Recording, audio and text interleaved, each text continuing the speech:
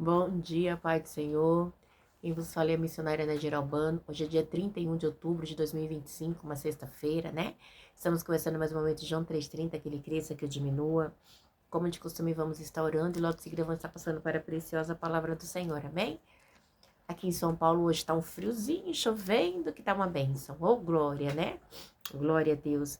Meu Deus e meu Pai, em nome de Jesus, mais uma vez eu entro na sua santa presença, pedindo perdão pelas minhas falhas, pelos meus pecados que são inúmeros. Meu Deus, me perdoa porque eu pequei no pensar, no falar, no agir, no sonhar. Meu Deus, guarda a minha família, guarda o ministério chamado. Visita aquele irmão, aquela irmã que vai estar do outro lado ouvindo a ministração dessa palavra. Que eu possa estar alcançando, guardando, livrando, libertando, cortando laços, quebrando o arco e desfazendo toda obra das trevas. É o que eu te peço nessa hora, meu Deus, em nome do Pai, do Filho e do Espírito Santo de Deus. Amém? Preciosa palavra do Senhor hoje está em segunda Reis 2, tá? Versículo 12. A reparação do templo, tá? No 7º ano do reinado de Jeú, Joás começou a reinar e reinou 40 anos em Jerusalém. Quando falo reinado de Jeú, é porque assim, Jeú era reino do norte e Joás era reino do sul, tá? Então, assim, tinha uma diferença, tá? Então, assim, Jerusalém era Judá, tá? Capital de Jerusalém, Judá, Reino do Sul. Samaria e Israel, Reino do Norte, Jeú, ok? E aí diz assim, no sétimo ano do reinado de Jeú, Joás começou a reinar e reinou 40 anos em Jerusalém. O nome de sua mãe era Zíbia, ele era de Berseba. Meu Deus, meu Pai, em nome de Jesus, essa é a sua santa e preciosa palavra no momento de João 3,30, que eu, a missionária Nadia Albano, desapareça, que Deus Pai, Deus Filho, Deus a Espírito de Deus apareça, que o objetivo desse canal, Senhor, é simplesmente pregar a tua palavra pura e genuína como ela é, para que teu nome venha a ser exaltado e glorificado, porque não é sobre mim, é sobre ti, Senhor, é sobre a Trindade, é sobre Deus Pai, Deus Filho, Deus Espírito de Deus, é sobre a sua palavra, meu Deus, que é tudo. E hoje é o dia 31 de outubro, é o dia da Bíblia, né? O dia dessa maravilha que nós estamos estudando hoje, Senhor. Eu te louvo, eu te agradeço e te engrandeço. Em nome do Pai, do Filho e do Espírito Santo de Deus, que eu diminua, que o Senhor cresça sempre. Amém, Jesus, amém? E aí diz assim, vamos voltar, né? Desculpa, gente, meu Deus do céu, é só mudar o tempo, eu tenho rinite e começa. Vamos lá, reparação do templo. No 7º ano do reinado de Jeú, Joás começou a reinar e reinou 40 anos em Jerusalém. O nome de sua mãe era Zíbia, ele era de Berseba. Joás fez o que o Senhor aprova durante todos os anos em que o sacerdote Joada orientou. Contudo, os altares idólatras não foram derrubados. O povo continuava a oferecer sacrifícios e a queimar incenso neles. O que acontece? Joada era um sacerdote de Deus, ok? Era um sacerdote, né, que ainda não tinha se envolvido, né, desculpa, com as coisas erradas ali, né, do povo ali, né, no tempo de Joás. Se você for no capítulo 11, Joada é aquele que levanta Joás como rei, tá? Joás era levantado rei aos 7 anos de idade. Por quê? Porque Atalia, né, teve uma matança ali quando ele era bebezinho, ele foi escondido, né, e ficou escondida por 6 anos. E Atalia, né, passou a ser rainha e porque ela exterminou todo mundo, queria tomar conta do. Queria ser. E foi rainha, né? E aí, Joada, quando Joás estava com 7 anos, ele levantou, apresentou Joás como rei, ok? E aí ele passa a ser rei. Isso você vai estar vendo em 11 versículo, no capítulo 11, versículo do 1 a 8, mais ou menos, você vai ter uma ideia, tá? Aí ele fica guardado no templo ali, né? Ali no templo, que é o templo, né? No templo ali de Salomão, tal, né? E essa a Thalia, ela aí aqui ainda fala um pouco do templo de Baal, tá? Ela fica ali, né? Ela tem o sacerdote Matã, então tem 2 sacerdotes, Matã, que é de Baal, e tem o sacerdote Joada, que é ali do templo de Salomão. Então, reino do norte, reino do sul. Então tem toda uma situação, ok? Mas, e aí ele cresce, né? E ele reina ali, né? Ele com 7 anos, levanta ele como rei ali, a Thalia é morta, e aí começa a história que a gente tá hoje no capítulo 12, ok?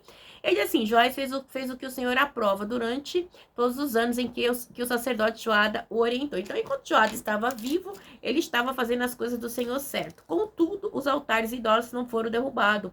O povo continuava a oferecer sacrifício e queimava incenso. Por quê? Esse aqui é o caminho de Jeroboão, tá? Caminho de Jeroboão. Porque foi Jeroboão que impôs, né, o bezerro de ouro e esse povo ficou nesse costume horrível, tá? Joás ordenou ao sacerdote, reúna toda a prata trazida com dádiva sagrada ao templo do Senhor, prata recolhida no recenseamento e prata recebida de votos pessoais e o que foi trazida voluntariamente ao templo. Ok. A gente vai falar um pouco dessa prata aqui que foi recebida, né? Do recenseamento, por quê? Porque os homens, a partir dos 20 anos de idade, eles eram alistados no exército, então eles tinham que pagar o tributo, vamos dizer assim, né? Tinha que dar uma oferta, né, de meio ciclo ali, né, para o uso do serviço do santuário. Então, quando ele ia para o santuário, ele tinha que pagar, porque era necessário, tá? Para o quê? Para a manutenção ali do templo. Aí diz assim: e cada sacerdote recolhia a prata de um tesoureiro para que seja usada na reforma do templo. Então, tinha os tesoureiros ali, tá? A qual os sacerdotes, eles ficavam responsáveis pela prata, ok? Os tesoureiros ficavam responsáveis ali pela prata do templo. E não sei, vamos lá. Contudo, no 23º ano do reinado de Joás, o sacerdote ainda não tinha feito a reforma. Ou seja, no 23º ano, 23 anos depois, ainda não tinha feito a reforma. Ok? Vamos lá. Por isso, o rei Joás chamou o sacerdote Joada e os outros sacerdotes e lhes perguntou: por que vocês não estão fazendo a reforma no templo? Não recolham mais prata com seus tesoureiros, mas deixem. Não recolham mais prata para os seus tesoureiros, mas deixem para as reformas. Ou seja, eles, né, estavam responsáveis, Joada e os demais eram responsáveis ali pelo templo, mas eles não reformavam o templo. Esse templo, igreja, nessa época tinha mais ou menos mais de 100 anos, tá? Que foi da época de Salomão, entendeu? E aí, Joás, né, queria reformar o templo, ele fala assim: contudo, no 23º ano do reinado de Joás, o sacerdote ainda não tinha reformado o templo, ou seja, 23 anos, ele já estava com 30 anos aqui, porque ele começou a reinar com 7, tá? Por isso o rei Joás chamou o sacerdote Joada e os outros sacerdotes lhe perguntou: por que vocês não estão fazendo a reforma no templo? Não recolham mais prata para os seus tesoureiros, mas deixa a prata para a reforma. Então, assim, não vai mais recolher para você, para o tesouro, né? Agora a gente vai usar como reforma, ok? E aí, igreja, entra no 8 aqui. Os sacerdotes concordaram em não mais receberem nenhuma prata do povo e em não serem mais os encarregados dessa reforma. Por quê? Né? Eles acharam bem, né, deixar que o rei levantasse outras pessoas para reformar, porque já havia passado 23 anos e o tempo ainda estava da mesma maneira.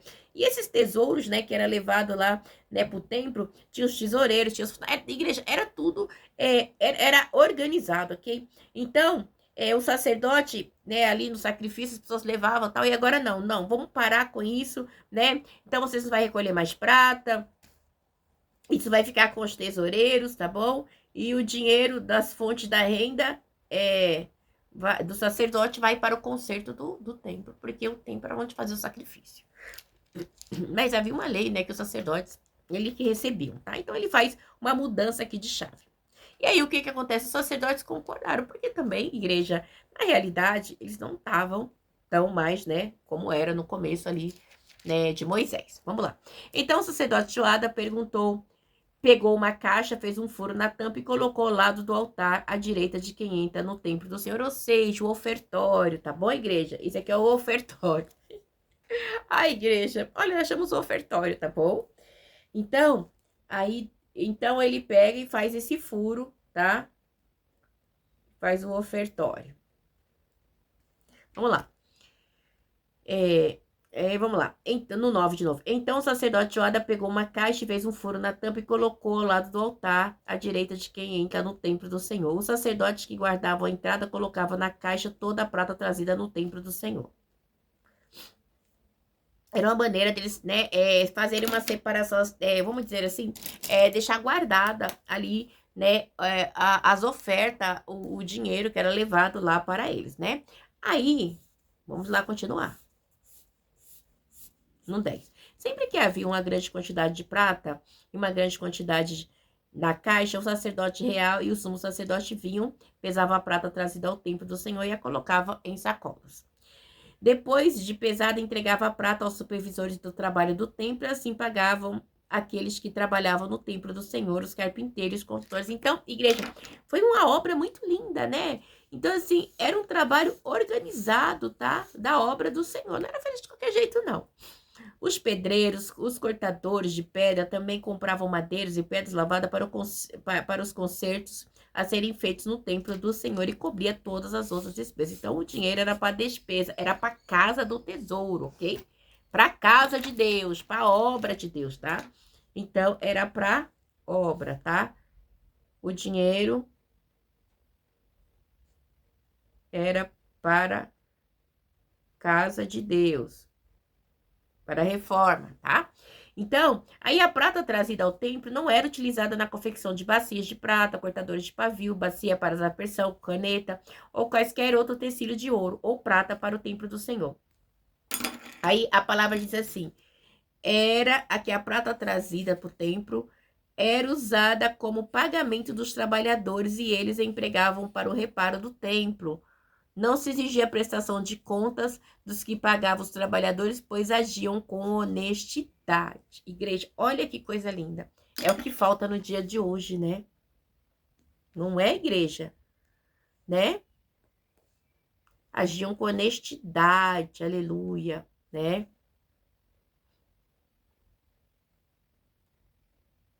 Agiam com honestidade.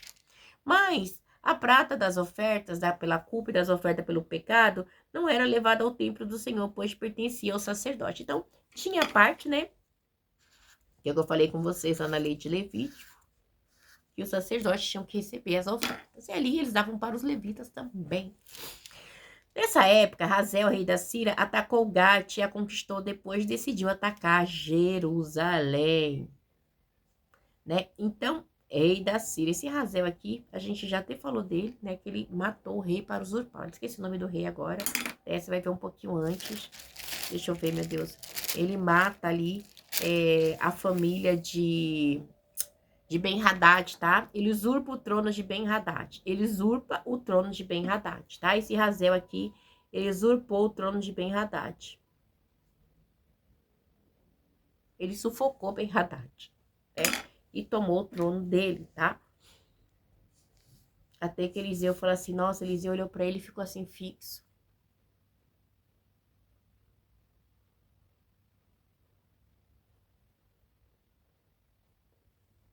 Então, Ben-Hadad, né? Então ali a gente vê, né? Vamos voltar aqui um pouquinho, que meu deu uma travada aqui no 12:16. Mas a prata das ofertas pela culpa do sacerdote pelos pecados não era levada ao templo do Senhor, pois pertencia ao sacerdote. Então, o sacerdote recebia e dava para o levita, porque eles eram responsáveis pelas coisas do Senhor, pelo templo, né?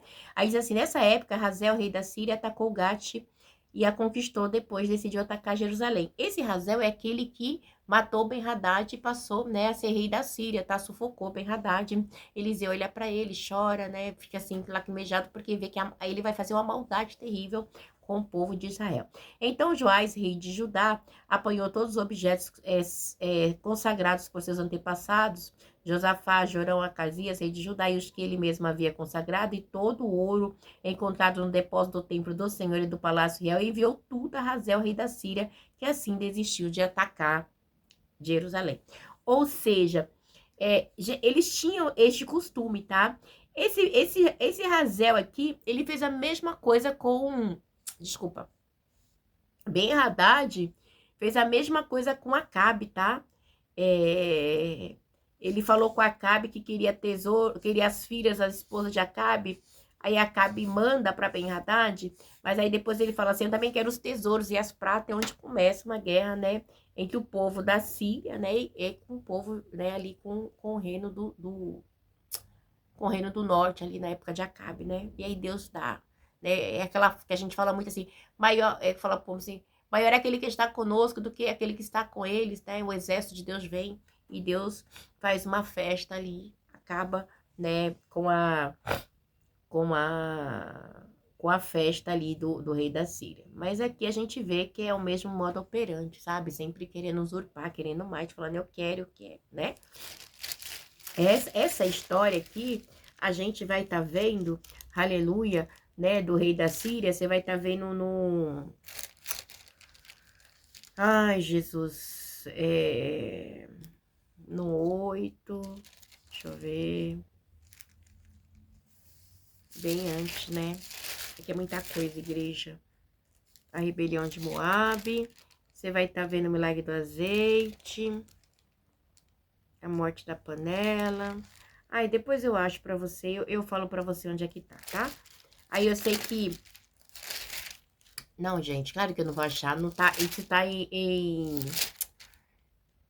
primeira Reis. Eu tô olhando no segunda Reis, é primeira Reis, tá?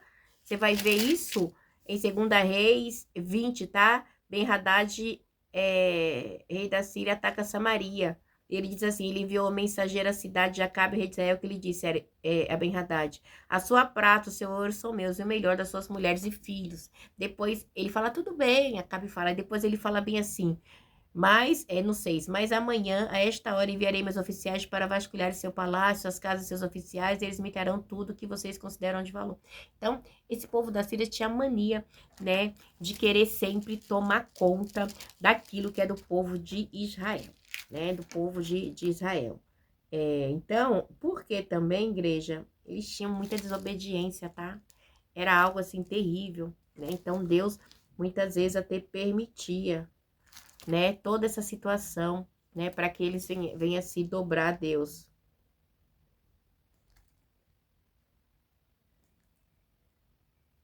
E esse Razael, igreja, ele era terrível, tá? Ele era terrível, terrível mesmo. Né, que é tanta coisa, aí eu vou marcando para mim não esquecer. Então, ele tinha esse costume, tá? Da Síria de ter esse modus operandi com o povo ali de Jerusalém.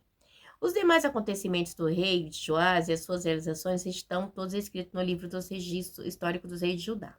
No 20. Dois de seus oficiais conspiraram contra ele e o assassinaram em Bet-Milo, no caminho que desce para Silá.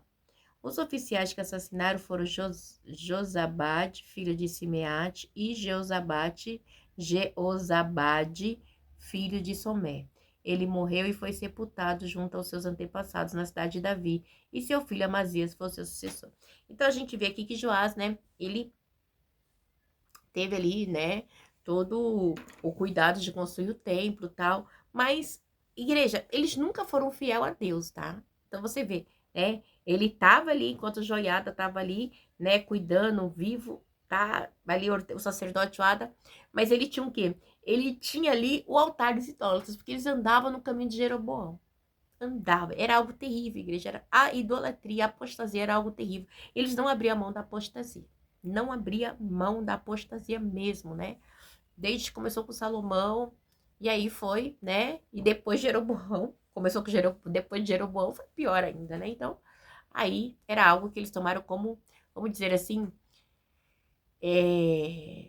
um costume que foi passando, tipo, de geração em geração, e vai até os dias, né? E foi até a gente ver Malaquias, que tinha esse costume, amém? Que Deus abençoe vocês, que vocês tenham um final de semana abençoado, né? Eu acho muito interessante, eu acho muito lindo que a honestidade desses homens era tão grande, né? Que a gente vai ver, vai abrir uma ressalva, né?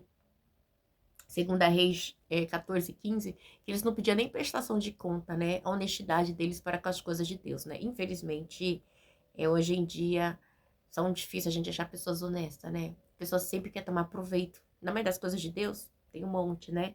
E isso é muito lindo, tá, igreja? Eu acho muito lindo. Vou ler essa fala pra gente terminar, tá bom? Não, vou ler o 13 até o 15. 12, 13 e 15. A prata trazida ao templo era utilizada na confecção de bacias de prata, cortadores de pavio, bacias para aspersão, cornetas ou quaisquer outros utensílios de ouro ou prata para o templo do Senhor. No 14. Era usada como pagamento dos trabalhadores e eles empregavam para o reparo do templo. Não se exigia a prestação de conta dos que pagavam aos trabalhadores, pois agiam com honestidade. Igreja, igreja, isso é muito lindo. Consegue ver isso nos dias de hoje, igreja? Você consegue? Não, decanta lá. É muito difícil, igreja. É muito difícil, né? Você vê o povo usando as coisas do Senhor para o seu bel prazer, né? O tempo é uma coisa para pagar aluguel, pagar prestação, água, luz, os funcionários, né? Agora para casa, carrão, É ostentação. Aí não dá, né, igreja? Não dá. Mas que Deus abençoe vocês, que vocês venham ter um dia abençoado aí, em nome de Jesus, viu? Fiquem na paz do Senhor.